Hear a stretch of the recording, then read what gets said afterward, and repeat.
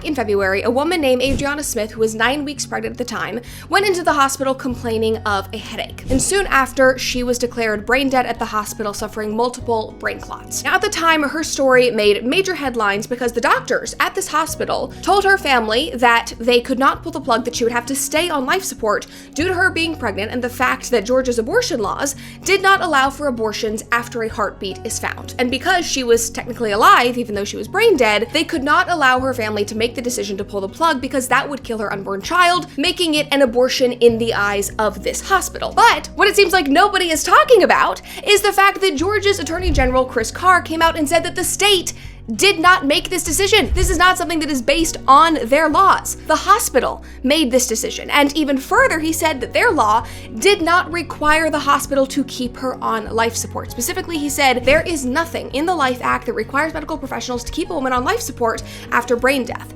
Removing life support is not an action with the purpose to terminate a pregnancy, so therefore, it is not an abortion. It is not even in the same category. This is something that the hospital decided to do, and then they blamed it on a non-existent provision in this Georgia law. Obviously, I am so glad that this baby got a chance at life. I hope that he survives. I think he was born at 1 pound and something ounces. He's currently in the NICU. I think anybody with a heart and any kind of moral compass would hope for all of that. But of course, per usual, the tweets that I am seeing from the left after this innocent child was born are sickening. One person said, "I still hope the baby doesn't survive more than another day or two. People are seriously not understanding the precedent across the country that will happen if the baby survives. It really is the absolute worst thing that can happen. A baby being born alive, being saved, is the worst thing that could happen." Another person said, "I might be a monster for saying this." Oh, yeah, you kinda are. "But I don't want that child to live. Because if it grows to live and have a decent life,